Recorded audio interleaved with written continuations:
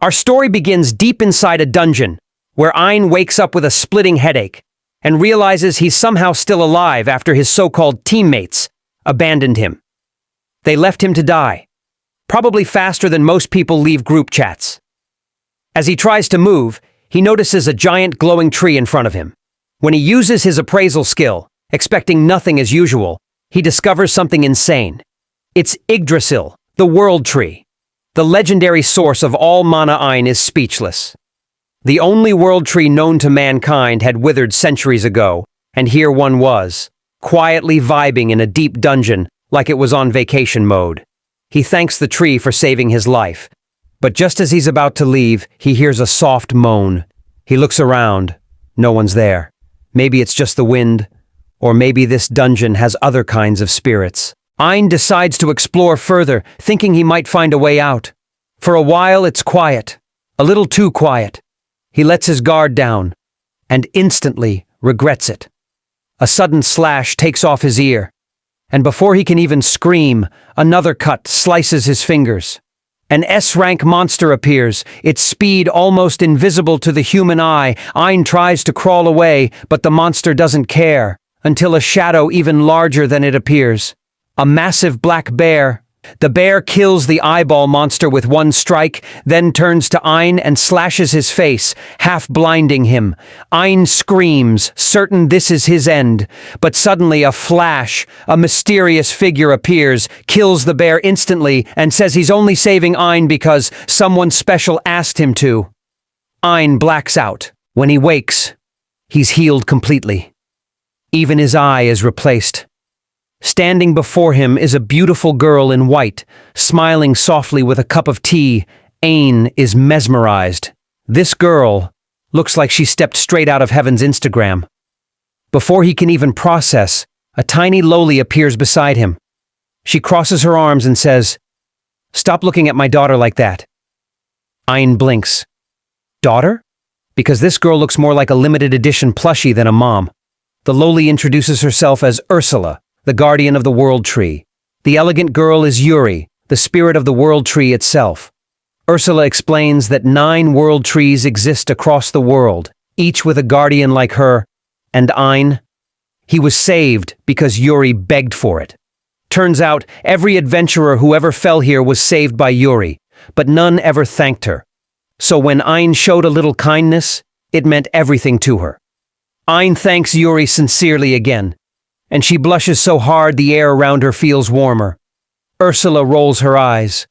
Romance is the last thing she needs right now. Ursula decides to train 𝙒𝙛𝙤 so he can survive outside.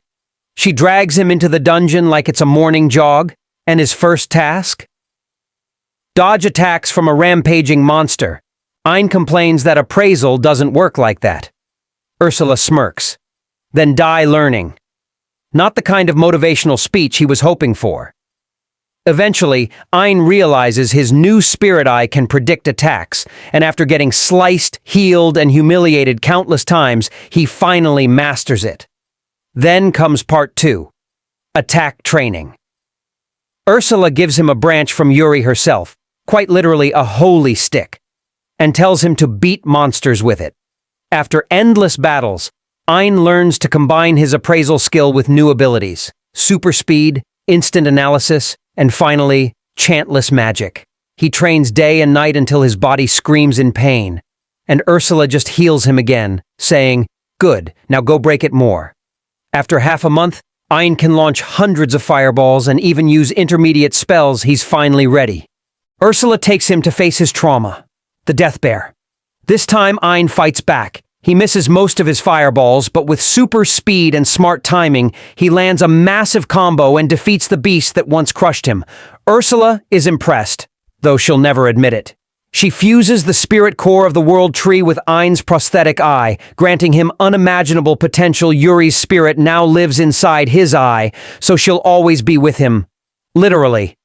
𝙒𝙛𝙤 blushes, but before he can say anything, Ursula kicks him and says, "Don't get ideas, Romeo." She also gives him a storage spell, a spirit sword, and links their minds using a sage stone in his other eye, so she can spy on him whenever she wants. 𝙒𝙤𝙤's basically got 2 eyes and 3 women watching his every move. Ine climbs out of the dungeon, now a true powerhouse. He runs into his old teammate 𝙒𝙗𝙗, who's been bragging in a bar that Ine heroically sacrificed himself. When Ine shows up alive, the man almost chokes on his drink. Ine calmly exposes his lies, but instead of revenge, he simply thanks 𝙒𝙗𝙗 for once taking him in. That's character growth right there. From loser to legend, Ine, Yuri, and Ursula start clearing dungeons, absorbing cores, and growing stronger together. One day, they rescue a pink-haired princess named Claudia, who instantly falls for Yuri declares, "He's my husband." Claudia says, "Great, I'll be the second wife." And somewhere in the background, Ursula mutters, "This boy's life is going to be more chaotic than any dungeon." Then appears Jasper, the rich merchant, who's more interested in Ine's glowing left eye than his face.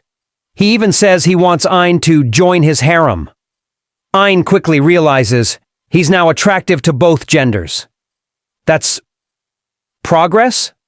Still, Ursula convinces him to team up with Jasper because his money and info could help them find the remaining world trees. And so, the real journey begins.